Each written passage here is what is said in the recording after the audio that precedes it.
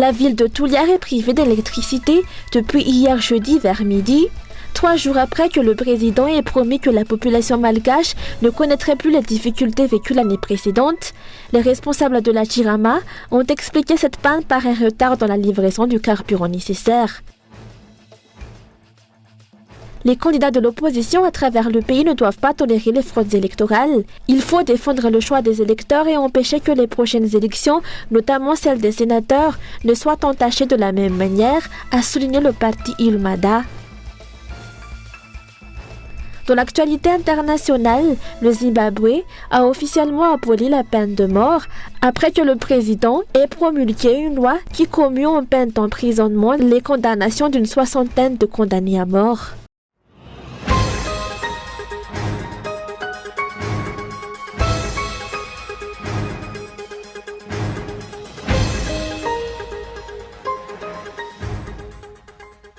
La ville de Tuliar est privée d'électricité depuis hier vers midi. Cette absence de courant a paralysé l'activité économique locale, a affecté aussi bien les petites entreprises que les grandes, même celles équipées de groupes électrogènes. Les habitants sont privés d'électricité depuis plus de 24 heures et il est impossible de savoir quand le service sera rétabli. Les responsables de la Jirama ont expliqué cette panne par un retard dans la livraison de carburant pour les centrales électriques. Un camion-citerne transportant le carburant nécessaire était à Sakara dans la matinée, mais le rétablissement du réseau dépendra de son arrivée. Cette coupure a également entraîné la coupure de l'eau, aggravant ainsi la situation. Les habitants de Tuliar et des communes environnantes sont obligés de faire la queue devant les rares puits ou sources d'eau qui ne dépendent pas de la Jirama ou de parcourir de longues distances pour trouver de l'eau potable. Cette situation contraste avec les promesses du président Radziwiłł le 31 décembre, qui avait assuré que la population malgache ne connaîtrait plus les difficultés vécues l'année précédente. 3 jours après, les habitants de Tuliar sont confrontés à cette coupure d'électricité prolongée. Depuis des années, la Jirama attribue les coupures d'électricité à des problèmes de carburant. Cependant, Radziwiłł et son équipe peinent toujours à trouver jusqu'à maintenant une solution durable.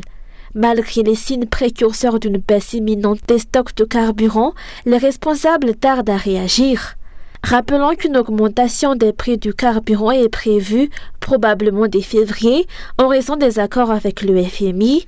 Si le mécanisme d'ajustement automatique des prix à la pompe, initialement prévu pour le 2e semestre 2024, a été repoussé à plusieurs reprises, les engagements pris envers le FMI dans le cadre de la FRD et du FEC obligent désormais le gouvernement à mettre en œuvre cette mesure, malgré les conséquences sociales que cela pourrait engendrer. L'augmentation imminente du prix des carburants, combinée à l'utilisation de groupes thermiques annoncés par Radziwiłł lors de son discours de fin d'année, risque d'aggraver les problèmes d'approvisionnement énergétique déjà bien présents. Cette situation met en lumière l'incapacité des dirigeants actuels à tirer les leçons du passé et à proposer des solutions durables. Alors que l'année commence, les Malgaches font de nouveau face à des difficultés liées à l'accès à l'eau et l'électricité. Si les 3 premiers jours de l'année sont déjà marqués par de telles pénuries, on peut légitimement se demander quelles seront les conditions de vie pour les 362 jours restants.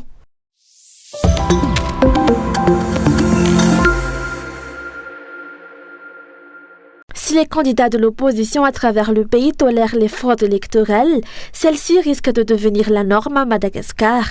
Les yeux sont maintenant tournés vers ces candidats, a souligné le parti Ilmada. Il est urgent de lancer une mobilisation pour défendre le choix des électeurs et empêcher que les prochaines élections vont-ils agir ou rester passifs.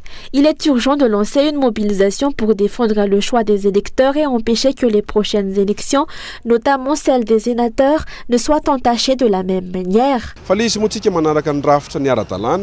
Nous suivons la procédure légale en déposant une requête auprès des autorités compétentes et attendons la suite. Néanmoins, pour nous, à Ilmada, ces élections étaient désolantes, marquées par de nombreuses irrégularités. Nous espérons ne pas être les seuls à dénoncer cela et attendons la publication des résultats officiels.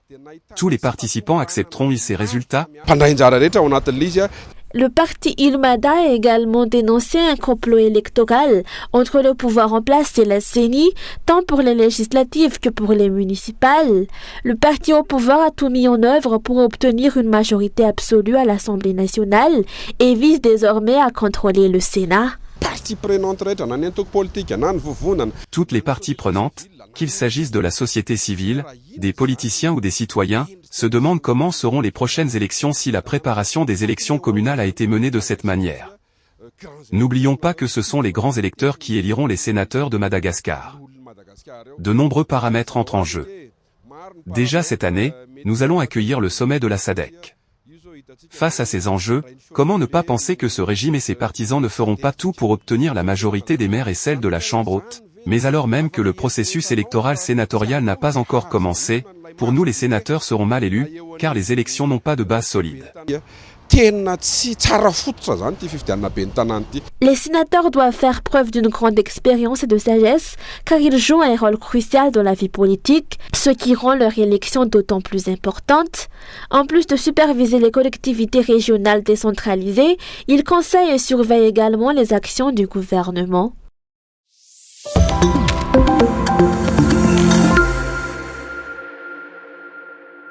Les manipulations diverses des résultats des élections municipales du 11 décembre dernier, si elles ne sont pas sanctionnées par la loi, risquent d'engendrer des troubles dans le pays, ont alerté les politiciens. Ces élections marquées par des fraudes, des achats de voix et des violations de la loi, tant avant, pendant qu'après le scrutin, sont encore loin d'être digérées par une grande partie de la population.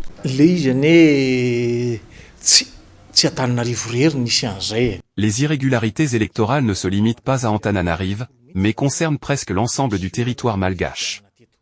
Pour l'instant, on appelle au calme, car les résultats officiels n'ont pas encore été publiés. Que chacun profite d'abord des festivités de fin d'année. Ce calendrier électoral a-t-il été délibérément fixé en fin d'année pour détourner l'attention des malgaches de la politique? Quoi qu'il en soit, cela n'empêche pas les citoyens de s'exprimer, surtout si le processus électoral s'avère irrégulier. Face à ces multiples violations de la loi, la CENI se doit d'assumer ses responsabilités et de rétablir la transparence en organisant une confrontation des PV.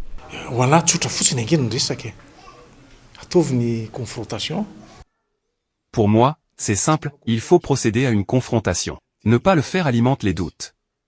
En revanche, une confrontation permettrait de dissiper ces incertitudes et contribuerait à apaiser la situation dans le pays, surtout à Antananarive. De plus, chacun doit assumer pleinement ses responsabilités au lieu de se rejeter mutuellement la faute. Il serait regrettable que le tribunal, par la suite, renvoie la responsabilité à la CENI en affirmant que les résultats ont simplement été transmis tels quels. Cela donne l'impression que la gestion du pays est prise à la légère, sans le sérieux requis pour une telle tâche. Si la CENI et le tribunal administratif persistent à publier des résultats électoraux biaisés, cela ne ferait que saper davantage la crédibilité de ces institutions et de discréditer l'ensemble du processus électoral.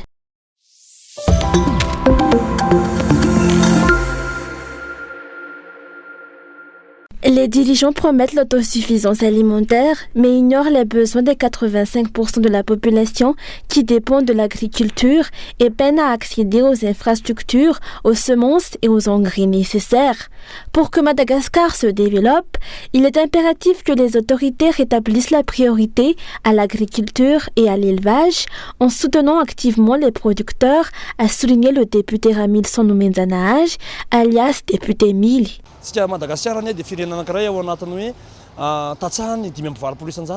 Madagascar est un pays où 85% de la population vit dans l'agriculture. C'est pourquoi, au sein de l'Assemblée nationale, nous avons souligné qu'il est insuffisant que seulement 5% du budget de l'État soit alloué au développement de ces 85% de la population. 95% du budget est ainsi destiné à des domaines qui n'ont aucun lien direct avec l'agriculture et l'élevage. Dans le district de Faratsiou, les habitants vivent dans une grande inquiétude.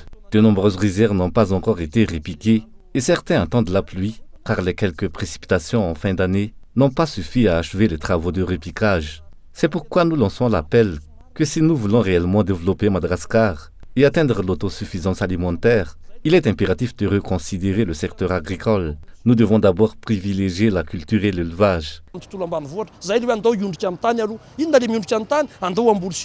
Que de contradictions! Les autorités prennent l'autosuffisance alimentaire, en particulier pour le riz, mais leur priorité est de mener des projets tels que celui du lac Yariv, qui nécessite le remblayage de plusieurs hectares de rizières, sans accorder d'indemnité aux agriculteurs concernés.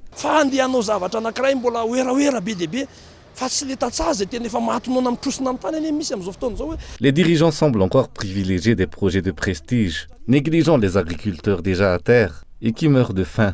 Savent-ils que le prix du riz avoisine désormais les 4 milliards, dépassant les 3 milliards? Savent-ils que de nombreux malgaches ne peuvent plus se permettre de manger 3 fois par jour? Que les jeunes sont toujours sans emploi? Si l'on avait réellement envisagé l'autosuffisance alimentaire pour 2025, il aurait fallu distribuer les semences dès 2024. Or, avec une distribution des semences cette année, les cultures seront repiquées en novembre ou décembre et ne seront prêtes à être récoltées qu'à partir de mai 2026. C'est pourquoi il est urgent d'engager un dialogue pour le développement de Madagascar. Il ne suffit pas de copier aveuglément ce que l'on voit à l'étranger. Un véritable échange doit avoir lieu avec les associations d'agriculteurs, car le riz est essentiel pour les Malgaches. L'un des principaux freins au développement de Madagascar réside dans l'indifférence manifestée par André Dzwil et son équipe face aux suggestions émises par les autres acteurs de la vie nationale. Alors que le pays entre dans la saison des pluies, on se demande si des préparatifs adéquats sont en place pour faire face aux cyclones éventuels. Devons-nous une fois de plus dépendre de l'aide internationale, comme cela a été le cas pendant la pandémie de Covid-19, et utiliser cela comme excuse pour justifier l'incapacité du pays à atteindre son objectif de développement?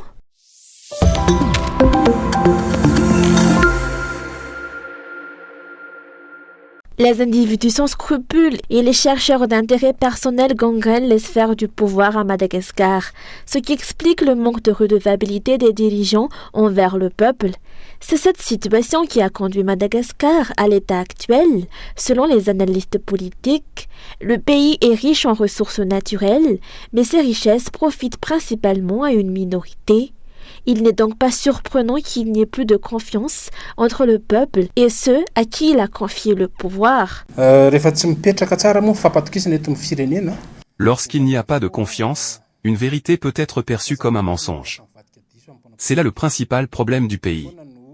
Aucun dirigeant ne s'est véritablement engagé à instaurer cette confiance ni à établir l'état de droit, car leurs actions et paroles sont marquées par des contradictions qui érodent la confiance des citoyens. Si nous demeurons dans la pauvreté et si nous n'avons pas de véritable politique de développement, c'est en grande partie à cause de ce manque de confiance entre les dirigeants et la population. Selon cet analyste, l'éducation est la clé du développement et de la lutte contre l'abus de pouvoir qui règne actuellement dans le pays. 80% des Malgaches n'ont pas été scolarisés, ce qui témoigne d'un système éducatif défaillant. En conséquence, la population devient facilement manipulable par des politiciens cherchant à accéder au pouvoir et à accumuler des richesses. Il est désolant de voir ce qui se passe actuellement dans le pays, tels que les incendies de forêt, le trafic de tortues, et l'exportation d'or qui ne respectent pas les normes, alors que ces ressources minières devraient permettre au pays de se renforcer. C'est l'éducation des citoyens responsables qui doit être au cœur des priorités. Et pour cela, un changement du système actuel est nécessaire. Selon les indicateurs, Madagascar est en tête des pays les plus pauvres au monde. Malgré cette situation critique, le président Radziwill persiste à mettre en œuvre des projets coûteux mais peu efficaces.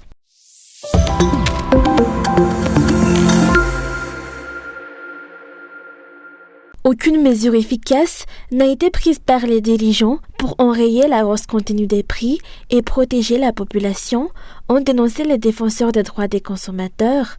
Malgré les nombreuses propositions et revendications émanant de divers acteurs, les autorités se contentent de solutions superficielles et temporaires, laissant la population dans une précarité croissante.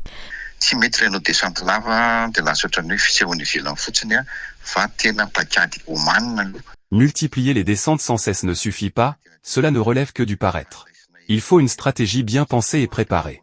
Par exemple, le plafonnement des prix. Nous en avons déjà parlé et mis en place des mesures, avec une loi qui l'encadre. Cependant, notre loi à ce sujet semble n'être qu'une mesure provisoire.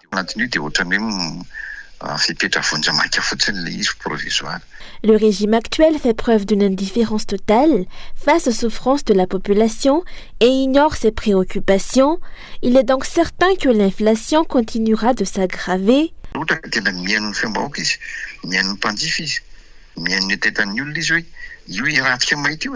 S'il pouvait prêter attention aux demandes et aux besoins des citoyens et des consommateurs, la situation serait différente. Nous voyons bien que les prix continuent d'augmenter, et cela ne mène à rien de bon, cela entraînera des troubles. Si les dirigeants avaient une vision à long terme et cherchaient la stabilité, ils devraient d'abord s'attaquer au coût de la vie. Je ne suis pas un politicien, je parle en tant que consommateur. Il est possible de prendre des mesures pour préserver la population. L'inflation galopante, si elle n'est pas maîtrisée, risque d'engendrer une explosion sociale. Il est urgent d'augmenter le pouvoir d'achat des ménages, déjà fortement érodé. Les prix des produits de première nécessité, comme le riz et l'huile, ont augmenté en moyenne de 100 âges et pourraient encore connaître de nouvelles hausses, selon une enquête menée hier.